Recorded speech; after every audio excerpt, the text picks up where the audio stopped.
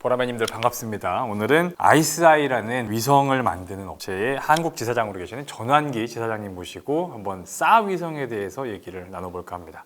반갑습니다, 지사장님. 반갑습니다.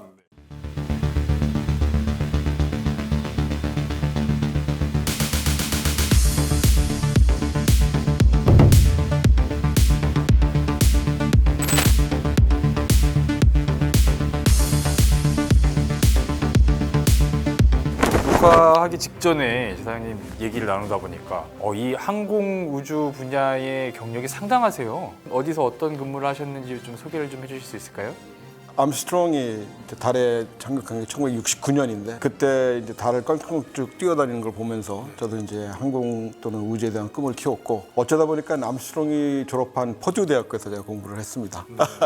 그리고 이제 로키드 마틴에서 한 2, 3년 엔지니어로 이제 활동하면서 F-16의 개량형을 개발하는 근무를 하다가 한국의 삼성항공으로 1993년에 입사를 했습니다. 그래서 주로 T-50 세계를 상대로 하는 마케팅 활동을 주로 했고요. 그 영국의 롤스로이스 회사 한국 지사장을 조금 하다가 높아봐야 한 10km 그래서 15km 되는 일을 하다가 갑자기 550km로 올라갔습니다. 대단하세요. 그 어릴 때 그 한 장면을 보고 꿈을 키우셔서 그 많은 일들을 좀 해내신 건 참 대단하신 것 같아요. 싸위성 얘기 본격적으로 나누기 전에 아이스아이라는 업체에 좀 생소합니다. 어떤 업체인가요? 아이스아이는 말 그대로 얼음이라는 아이스하고 본다라는 아이라는 단어가 이제 합쳐져서 만들어진 회사인데 레이더 안테나를 잘 만들어서 소형화해가지고 이걸 우주에 올리면은 쓸모가 많겠다 이런 생각을 가지고 2014년에 핀란드에서 그 회사를 창업을 했습니다. 투자도 받고 해가지고 2018년에 세계 최초로 싸 안테나를 소형화하는 쾌거를 이뤘습니다. 그래서 그 이후로 지금까지 5년, 6년 돼가는 시점에 벌써 28기를 올렸습니다. 그래서 지금 현재 세계에서 가장 많은 소형 싸 위성을 군집으로 보유하고 있고 운영하고 있습니다. 그게 이제 SAR가 이제 Synthetic Aperture Radar라고 해서 이제 레이더라는 거는 이제 결국은 마이크로웨이브를 쏴서 어딘가에 부딪혀가지고 돌아오는 수신되는 거를 다시 받아들여가지고 여러 가지 정보를 추출해가지고 사용하는 건데 특히 이제 사람들의 이제 시각이 가장 중요한 감각 기관이기 때문에 이걸 어떻게 시각화해서 우리가 평소에 보는 그림처럼 만들어내느냐 그런 것이 이제 결국은 싸합니다. 근데 인공위성이 저 지구 궤도에서 날아다니는 속도가 초속 한 7.5km 정도 됩니다. 그러다 보니까 굉장히 짧은 시간이라도 굉장히 긴 거리를 지나가기 때문에 한 지점에서 어떤 지구의 상에 있는 목표가 되는 부분에다가 전자파를 쏘고 그 전자파가 돌아오는 걸 받는 데까지 걸리는 시간차만큼 이동한 거리 그것이 결국은 안테나 폭이라고 생각하면 됩니다. 상당히 자세하게 보려고 그러면은 엄청나게 큰 안테나가 필요합니다. 그런데 그 엄청나게 큰 안테나를 우주 공간에다 올릴 수는 물리적으로 또 불가능하기 때문에 인공위성으로서의 빠른 속도, 그 다음에 우주 공간이라는 곳에서 할 수 있는 그런 여러 가지 장점을 합쳐가지고 만드는 것이 이제 결국 이 신세틱 아퍼처 레이더, 합동 개구 레이더인데 마이크로웨이브는 몇 밀리미터 단위부터 몇 센티미터 또는 한 30cm, 40cm까지 되는 그 광대역 폭에 여러 가지 전자파들의 그 분류가 있습니다. L 마이크로웨이브라든지 우리가 지금 쓰고 있는 것 같은 9.6 정도 기가허츠에 들어가고 있는 X 밴드가 있고 K 밴드가 있고 그래서 여러 가지 밴드가 있는데 이 밴드는 이제 가시광선이 아닌 영역까지 전부 다 우리가 커버를 하기 때문에 사람들 눈에서 보이는 것뿐만 아니고 그 외 가시광선 영역 바깥에 있는 정보를 얻을 수가 있고 지구 대기권에 있는 구름이라든지 먼지라든지 이런 거를 뚫고 지나갈 수가 있고 그 다음에 태양처럼 어떤 빛의 그 근원이 없이도 실제로 자기가 투영을 해서 받는 능동적으로 주사를 해서 받기 때문에 밤낮에 제한이 없고 그러다 보니까 이제 24시간 전천후로 영상을 취득할 수 있다, 획득할 수 있다 이런 면에서 지금 상당히 많이 지금 사용화가 되고 있고요. 그러다 보니까 기존에서 일렉트로옵틱에서 전자광학이라고 요즘 얘기하는데 전자광학으로만 볼 수 있는 부분에서 제한되어 있던 지금까지의 그 관측 능력이 상당히 넓어졌죠. 좀 여러 가지 궁금한 점이 많은데 그 중에서 이제 이걸 시각화한다고 아까 말씀하셨어요. 그것도 상당한 기술일 것 같아요. 내가 한번 펄스를 쏴서 돌아오고 또 쏴서 또 돌아오고 하는 그 시간마다 돌아오는 정보가 부딪혀서 오는 곳에 대한 높이라든지 어떤 위치의 변화가 있다든지 이런 부분들이 계속 쏴서 돌아오는 정보에 그것이 다 담겨서 돌아오거든요. 쉽게 얘기하면 이제 위상의 그 차이를 거리로만 나오는 겁니다. 어떻게 보면 그러니까 높낮이가 이제 드러나는 거죠. 그걸 가지고서 이제 시각화한다는 건데 여러 군데서 찍어가지고 차이가 나는 부분들을 융합을 시켜가지고 그거를 뭐 빨간색이면 빨간색, 하얀색이면 하얀색, 뭐 회색이면 회색 이런 식으로 1대1로 그 픽셀에다가 집어넣어 주는 겁니다. 그래서 이제 사우 위성은 사용하는 밴드에 따라서 또 우리가 어느 정도의 주파수 대역을 가지고 보느냐에 따라서 이 정밀도, 해상도라는 얘기를 쓰고 있는데 그 해상도가 이제 차이가 납니다. 예를 들면 뭐 숲의 나무 이파리들을 뚫고 지나갈 수 있느냐 없느냐, 그다음에 바닷물에 어느 정도까지 물 밑에까지 들어갔다 나올 수 있느냐 없느냐 이런 것들이 이제 어느 밴드를 선정하느냐에 따라 가지고 차이가 아까 납니다. 얘기하셨던 뭐 X 밴드인지 L 밴드인지 카 밴드인지 이런 이제 주파수 파장의 길이에 따라서 투과율이 달라진다. 그래서 어느 것까지 볼 수 있다 이게 달라지는 거군요. 우리 위성 같은 X 밴드니까 9.65 기가헤르츠 정도로 이제 전자파를 쏩니다. 그래서 내가 보고자 하는 목표물에 대한 성격을 알고 그 성격에 맞춘 전자파를 사용하는 위성이 지나갈 경우에는 자기가 얻고자 하는 영상물을 획득할 수가 있는 거죠. 이제 시각화에 대한 것들은 이제 좀 이해가 좀 간 것 같고요. 이제 싸위성을 띄우면 정지궤도 위성의 어떤 장점들도 커버를 하고 그보다 더 뛰어난 성능도 발휘할 수 있다고 들었는데 그러기 위해서는 여러 대가 필요하다는 얘기도 들었거든요. 왜 그런 건가요?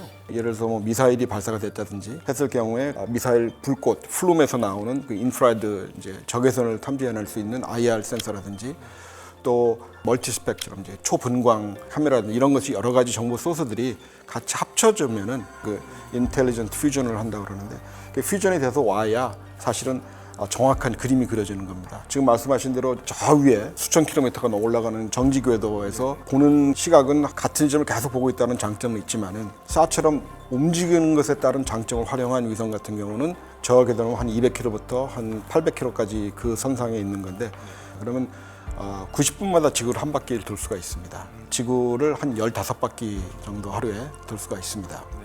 자, 그러면 이론적으로 어느 동일 지역을 지나가는데 하루에 한 번을 지나간다고 가정을 했을 경우에 내 뒤에 따라오는 위성이 1시간 뒤에 이 지역을 지나갈 수 있다고 그러면은 또 동일 지역을 1시간마다 보게 되는 거 아닙니까? 그럼 결국은 24대를 운영해서 시간 간격으로 운영한다는 얘기는 매 시간마다 볼 수 있다는 얘기죠.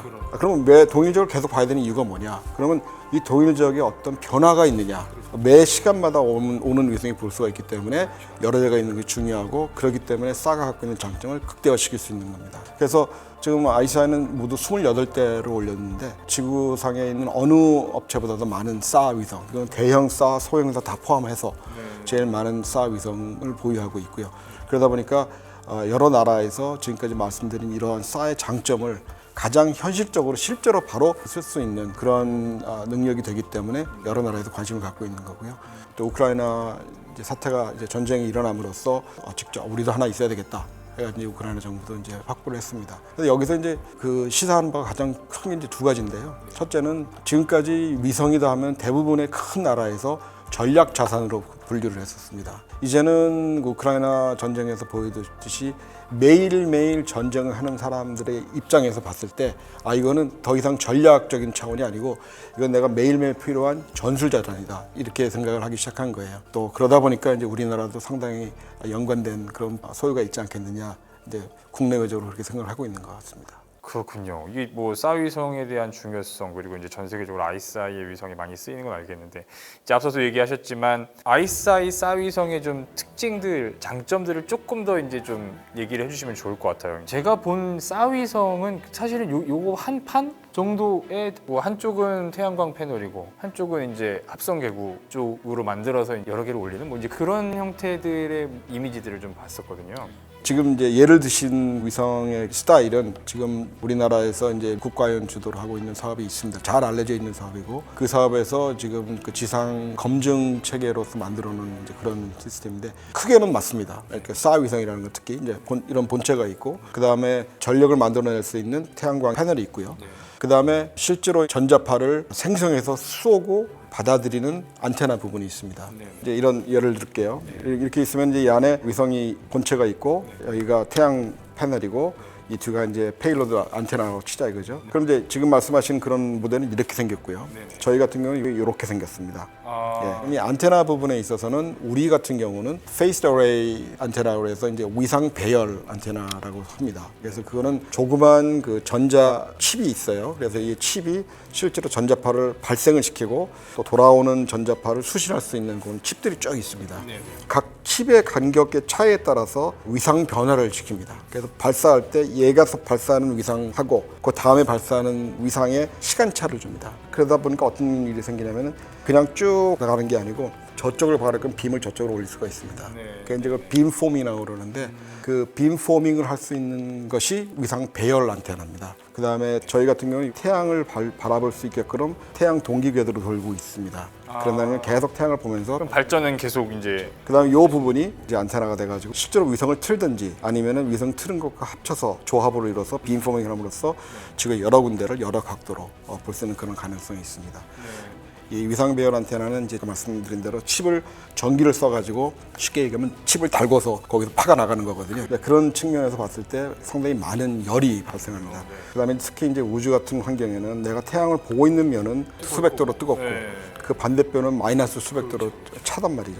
그래서 그런 쪽에서 발생하는 그러니까 열의 차이에 의한 이제 영향들이 생기는데 그래서 이런 사처럼 열이 발생되는 그 페일로드를 갖고 있는 위성의 가장 큰 요소 중에 하나는 이 thermal management, 이 열을 어떻게 빼내느냐, 또 열이 발생하더라도 이 안에 있는 구성품들이 그 열의 영향을 어떻게 하면 안 받게 하느냐, 그런 부분들이 이제 하나의 기술 중에 하나입니다. 열이 발생해서라도 그 안에 있는 부품들이 그 열에 견딜 수 있게끔 뭐 이렇게 뒤집어 씌운다든지 뭐 이렇게 하는 그런 방법이 있을 수 있고, 싱크 레일을 만들어 가지고 쉽게 얘기하면은 그 레일을 따라서 열이 찬 부분으로 유도를 해서 바깥으로 나가게끔 하는 이제 그런 방법이 있을 수가 있어요. 그래서 위성 같은 경우는 둘 다 많이 씁니다. 내구도를 높이고 이 열을 잘 순환시켜서 한 곳에 너무 열이 집중돼서 이게 뭐 파손되거나 재기능을 못하게 하거나 이걸 막아주는 게 되게 중요한 기술이라는 거죠. 그런 부분들이 위성 설계의 가장 크리티컬한 것 중에 하나입니다. 그래서 저희 위성 같은 경우는 여러 가지 기본 설계를 가지고 시도를 해봤고 또 테스트도 하면서 고칠 건 고치고 아예 버릴 건 버리고 이제 그런 과정을 거쳐서 제너레이션 2, 3를 거쳐서 이제 제너레이션 4까지 지금 오게 된 겁니다. 그러니까 형상에서부터 아이사이가 이제 그동안의 노하우를 가지고 이런 최적의 형상을 지금 보유하고 있고 이것이 이제 여러 세대를 거쳐서 지금 4세대까지 개발이 되어 있다는 말씀이죠. 맞습니다. 또 한 가지 궁금한 게 아까 말씀하셨던 이제 여러 가지 소형화하면서 갖게 되는 제약들이 사실은 제일 궁금했거든요. 소형으로 만들다 보니까 이제 제약들도 있습니다. 예를 들면 이제 태양광의 어떤 그 크기라든지 그래서 발전할 수 있는 발전 용량이나 그 위성 본체의 전력을 저장할 수 있는 그 배터리 용량이라든지 찍은 영상물 데이터를 지구로 보내기 위한 밴드 대역 폭이라든지 여러 가지 이제 제약도 있는 부분 것이 사실입니다. 그렇지만 이 위성들이 갖고 있는 이런 장점을 최대한으로 활용할 수 있는 가장 중요한 요소 중에 하나는 신우주 개념이 가능했기 때문에 가능합니다.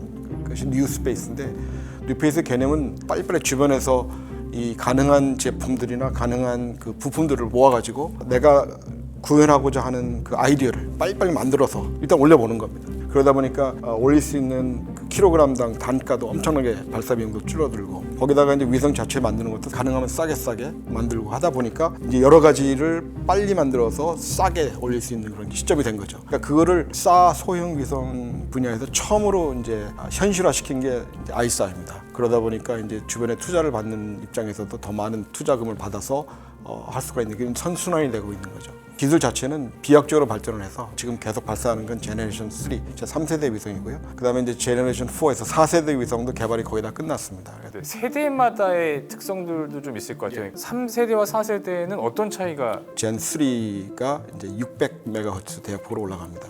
그래서 600MHz 대역폭으로 볼 수 있는 정밀도는 0.5m까지 올 수가 있습니다. 이제 제너레이션 4, 그거는 1.2GHz까지 지금 할 수가 있습니다. 그래서 0.25m까지 해상도를 가지고 볼 수 있게 됩니다. 이 밴드의 규격은 International Telecommunication Union에서 ITU라는 데서 각 나라에서 쓸 수 있는 밴드와 밴드 영역을 딱 정해줍니다.